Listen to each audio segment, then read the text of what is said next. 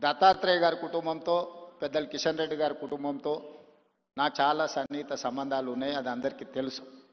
నేను మొన్న నీతి ఆయోగ్లో పాల్గొన్నప్పుడు ప్రధానమంత్రి గారితో మధ్యాహ్నం భోజన వేదిక మీద కూర్చున్నప్పుడు వారు చంద్రబాబు నాయుడు గారిని చూపించి ఆప్కే సాథీ ఇదర్ హే అని అంటే నేను చెప్పా, నేను స్కూల్ మీ దగ్గర చదువుకున్నా, కాలేజ్ ఆయన దగ్గర చదువుకున్నా, ఇప్పుడు ఉద్యోగం రాహుల్ గాంధీ గారి దగ్గర చేస్తున్నా.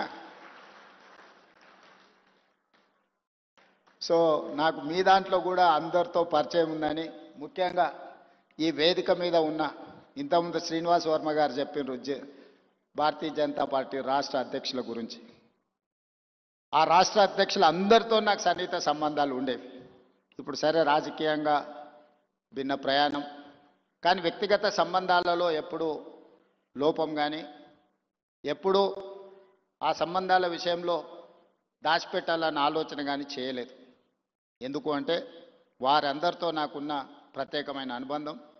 ఈరోజు తెలంగాణ రాష్ట్ర ముఖ్యమంత్రిగా మా మంత్రివర్గ విస్తరణ కార్యక్రమం ఉన్న మంత్రివర్గ విస్తరణ కార్యక్రమం చూసుకొని మంత్రివర్గ ప్రమాణ స్వీకారం చేసిన మా మంత్రులను కూడా మళ్ళీ రేపు కలుద్దాము.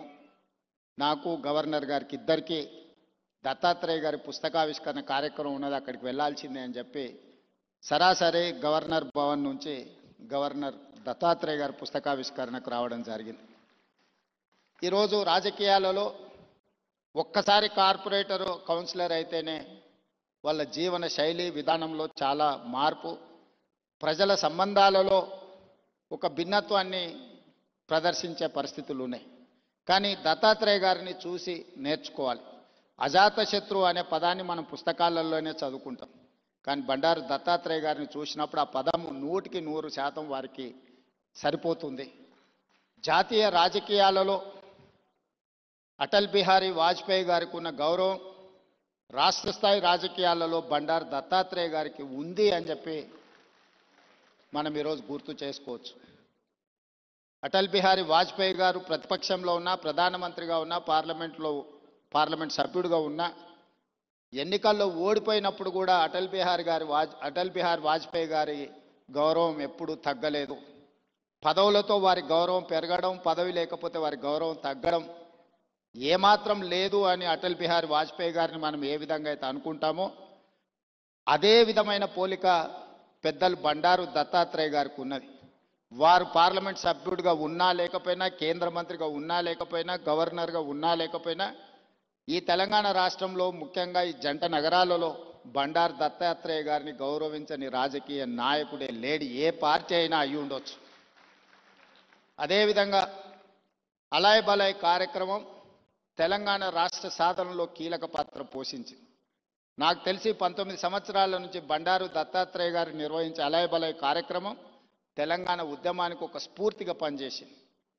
రాజకీయాలలో ఇతర అంశాలలో భిన్నాభిప్రాయాలు ఉండేవాళ్ళు ఒక వేదిక మీదకి ఎప్పుడైనా అరుదుగా కనిపిస్తారంటే అది దత్తాత్రేయ గారు నిర్వహించే అలాయ్ బలాయ్ కార్యక్రమంలో కనిపించేది. ఈరోజు వారి పుస్తకావిష్కరణలో ఈరోజు ఇంతమంది గవర్నర్లను ఒక వేదిక మీద నేను ఎప్పుడు చూడలే. ఈరోజు గవర్నర్స్ పరేడ్ లాగా ఉన్నది ఈ వేదిక. అంటే వ్యక్తిగతంగా వారితోనున్న అనుబంధంతోనే వీళ్ళందరూ ఇక్కడికి రావడం జరిగింది. తెలంగాణ రాష్ట్ర ప్రభుత్వంలో కాంగ్రెస్లో ఉన్న మంత్రివర్గం మొత్తం ఇక్కడనే ఉంది. మంత్రివర్గ సమావేశం నేను ఇక్కడనే పెట్టుకోవచ్చు అన్నట్టుగా ఉంది.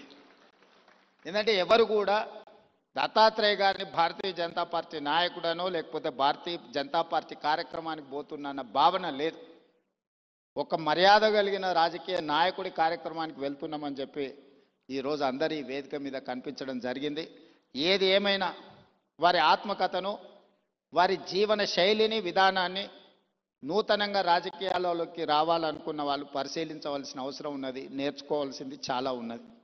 మేమందరం, నేనైతే మొదటి నుంచి వారిని దగ్గరగా గమనిస్తున్నా. హైదరాబాదులో పి జనార్దన్ రెడ్డి గారు, బండారు దత్తాత్రేయ గారు పేదల గుండెల్లో చిరస్థాయిగా ఉంటారు. ఎవరికి ఏ కష్టం వచ్చినా, ఎవరికి ఏ బాధ ఉన్నా అది తీరుతుందో తీరదో తెలియదు, కానీ కష్టం వచ్చినప్పుడు వాళ్ళకు గుర్తొచ్చే నాయకులు ఇద్దరి జంట నగరాలలో, ఒకరి పి జనార్దన్ రెడ్డి అయితే, రెండు బండారు దత్తాత్రేయ గారు. మేము వెళ్ళి చెప్పుకోవచ్చు, మేము కలవచ్చు, మేము ఎప్పుడు వెళ్ళినా నాయకుడు కలుస్తాడు, మా సమస్య వింటాడు. అధికారులకు ఫోన్ చేస్తాడు. ఇంకొక విషయం కూడా తెలియాలి, ఈ కాలంలో ఒక్క లెటర్ మీద సంతకం పెట్టి ఇవ్వాలి అంటే నాయకులు భయపడే పరిస్థితులు. కానీ ఆనాడు దత్తాత్రేయ గారు వందలాది లెటర్లు తిరుపతి దర్శనానికి సంతకాలు పెట్టి మా అందరికి ఇచ్చేటోడు.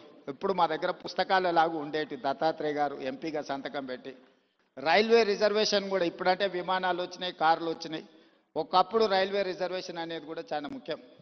దత్తాత్రేయ గారు పుస్తకాల కొద్దీ ఆయన లెటరేట్స్ మీద సంతకాలు పెట్టి రైల్వే కూపన్లకు కూడా వారు సంతకాలు పెట్టించేటోళ్ళు. అదేవిధంగా ఒకప్పుడు టెలిఫోన్ కనెక్షన్కి కూడా చాలా విలువ ఉండేది. గ్యాస్ సిలిండర్కి చాలా ప్రాధాన్యత ఉండేది. ఇవన్నీ కూడా వచ్చినంబడే కార్యకర్తలకు రాసి ఇచ్చేసి అన్ని పంచిపెట్టేసి బాధ్యత తీరినట్టుగా వివరించేవాడు బండారు దత్తాత్రేయ గారు. ఇప్పుడు వాటికి ప్రాధాన్యత లేకపోయి ఉండొచ్చు, కానీ ఆ రోజుల్లో వాటికి చాలా ప్రాధాన్యత ఉండేది. కానీ వారు ఏ రోజు కూడా కార్పొరేట్ బిజినెస్ వాళ్ళకి ఇవ్వలే, సామాన్యమైన కార్యకర్తలకు ఇచ్చేటోడు బండారు దత్తాత్రేయ గారు. లిస్టు రాసుకొని మొదటి నుంచే పార్టీలు ఎవరు ఉన్నారు, లేకపోతే ఆర్గనైజేషన్లో సంఘంలో కానీ స్వయం సేవక సంఘ కార్యకర్తలు ఎవరైనా మొదటి నుంచే సంఘాన్ని నమ్ముకొని ఉన్న వాళ్ళు ఎవరున్నారు, ఇట్లా ఒక్కరొక్కరిని వారు గుర్తుపెట్టుకొని రాసుకొని వచ్చిన కూపన్లను వాళ్లకు ఇచ్చి పిలిచి ఇచ్చేవాడు.